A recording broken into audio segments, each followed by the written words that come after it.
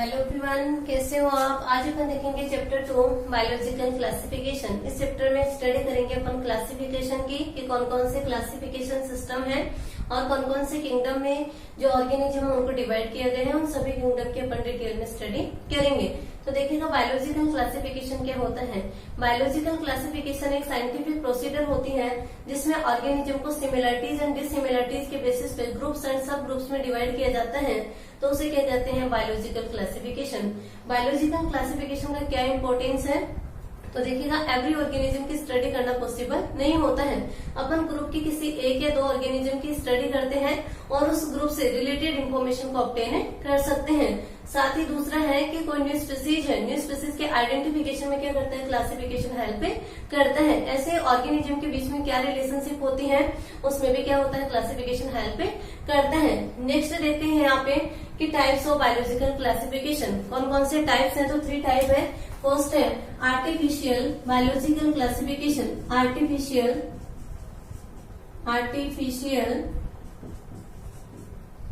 Classification.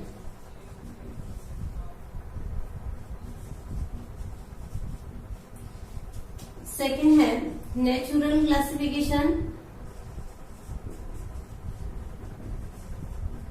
और third है phylogenetic classification.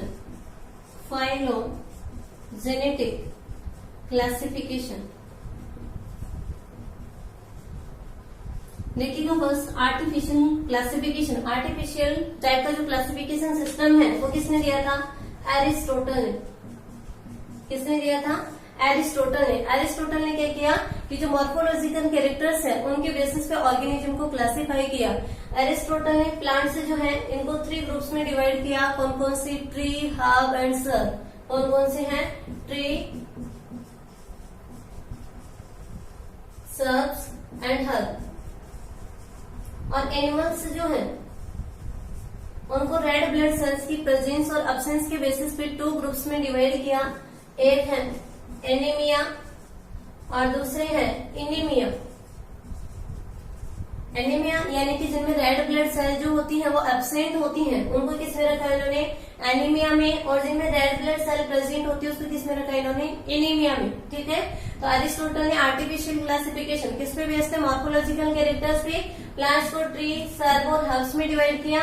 Animals जो है इनको 2 ग्रुप्स में डिवाइड किया, जिनमें रेड ब्लड सेल है उनको तो इनीमिया, और जिनमें रेड ब्लड सेल एब्सेंट होती है उसको किसमें रखा इन्होंने, एनीमिया में। दूसरा आता है नेचुरल क्लासिफिकेशन। नेचुरल क्लासिफिकेशन की बात करें तो इस क्लासिफिकेशन में क्या होता है, ऑर्गेनिज्म का क्लासिफिकेशन जो है उनमें सिमिलरिटीज एंड डिसिमिलरिटीज क्या है उसके बेसिस पे किया जाता है। थर्ड है फाइलोजेनेटिक क्लासिफिकेशन। तो फाइलोजेनेटिक क्लासिफिकेशन में ऑर्गेनिज्म का क्लासिफिकेशन जो है किस बेसिस पे किया जाता है, इवोल्यूशनरी रिलेशनशिप के बेसिस पे। यानी कि इनमें क्या इवोल्यूशनरी रिलेशनशिप है उसके बेसिस पे जो क्लासिफिकेशन है वो कौन सा होता है, फाइलोजेनेटिक क्लासिफिकेशन। नेक्स्ट आता है यहाँ पे किंगडम सिस्टम।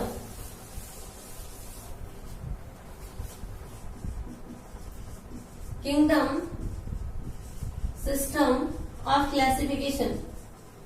क्लासिफिकेशन के लिए कौन कौन से किंगडम सिस्टम दिए गए हैं, तो देखिएगा सबसे फर्स्ट है 2 kingdom system.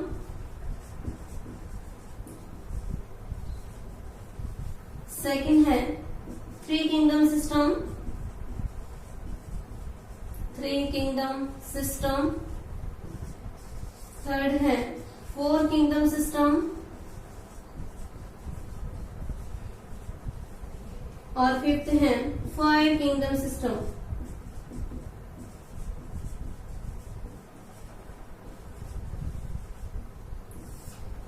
Two kingdom system, 3 kingdom system, 4 kingdom system and 5 kingdom system. देखिएगा सबसे पहले 2 किंगडम सिस्टम। 2 किंगडम सिस्टम जो है वो किसके द्वारा दिया गया था, लिनियस के द्वारा।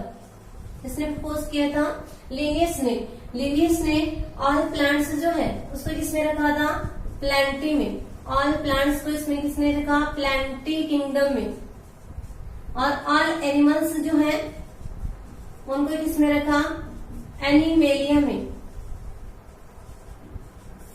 ठीक है। इसका क्लासिफिकेशन जो है किस पे बेस्ड था, presence and absence of cell wall, यानी कि सेल वॉल प्रेजेंट है या फिर एब्सेंट है।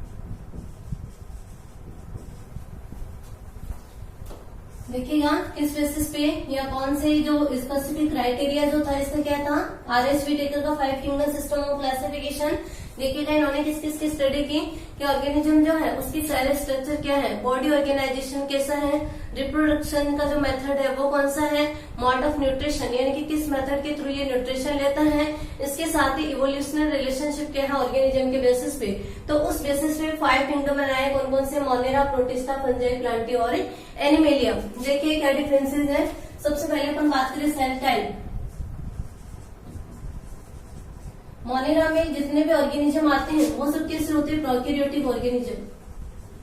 कैसे होते हैं, प्रोकैरियोटिक ऑर्गेनिज्म। प्रोकैरियोट कौन से होते हैं, यानी कि ऐसे ऑर्गेनिज्म जिनमें क्या होता है, प्रिमिटिव टाइप का न्यूक्लियस होता है। न्यूक्लियस की चारों ओर क्या होती है, न्यूक्लियर मेम्ब्रेन जो होती है वो एब्सेंट होती है, तो वो क्या होते हैं, प्रोकैरियोटिक ऑर्गेनिज्म। जबकि प्रोटिस्टा, फंजाई, प्लांट और एनिमेलिया ये सभी कैसे होते हैं, यूकैरियोटिक, यानी कि इनमें क्या होता है, वेल डेवलप्ड न्यूक्लियस से होता है। कैसे होते हैं, यूकैरियोटिक।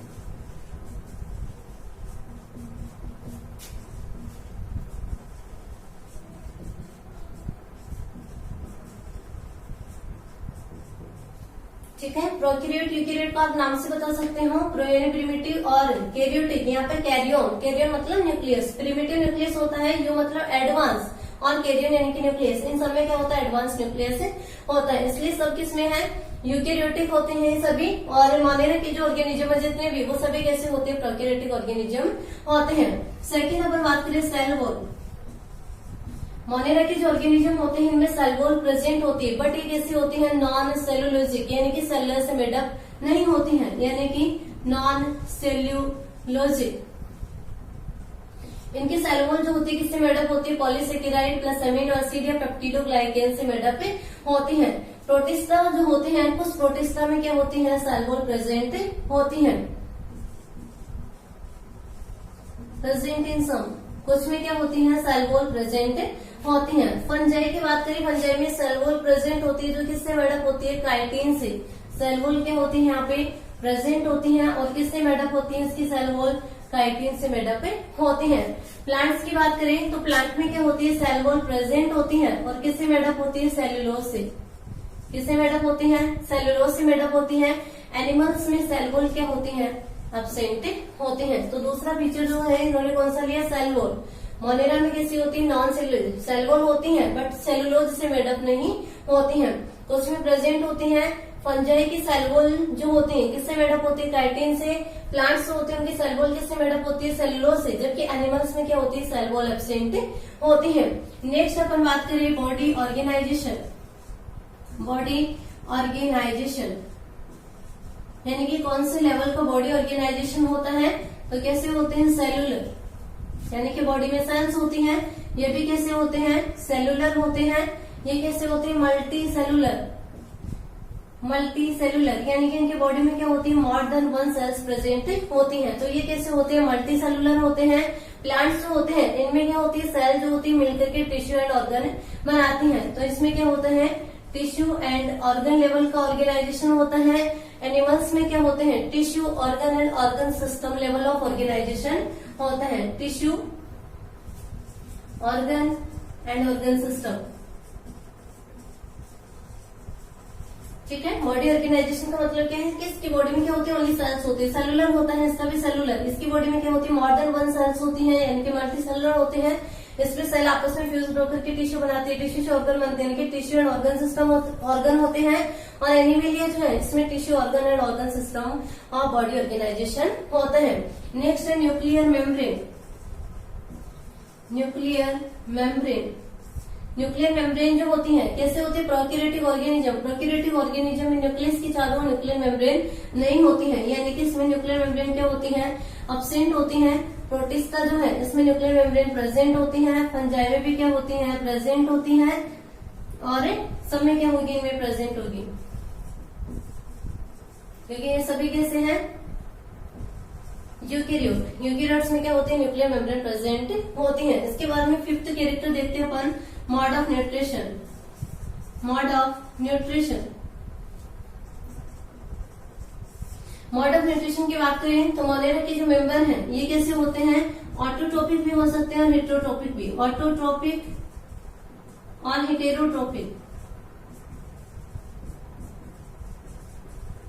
ऑटोट्रोपिक का मतलब होता है कि कुछ बैक्टीरिया है जैसे कि ब्लू ग्रीन एल्गी है, इनमें क्या होता है प्लांट्स के सिमिलर क्लोरोफिल प्रेजेंट होता है, जिससे क्या कर सकते हैं सेल्फ फूड सिंथेसाइज कर सकते हैं। तो ऐसे ऑर्गेनिज्म क्या होते हैं ऑटोट्रोपिक ऑर्गेनिज्म होते हैं। ऑटोट्रोपिक में भी 2 टाइप के हो सकते हैं, फोटोसिंथेटिक ऑटोट्रोपिक, फोटोसिंथेटिक ऑटोट्रोपिक, और दूसरे होते हैं chemosynthetic autotrophic, chemosynthetic autotrophic. Photosynthetic यानी कि लाइट के प्रेजेंस में क्या करते हैं ये फूड सिंथेसिस कर सकते हैं।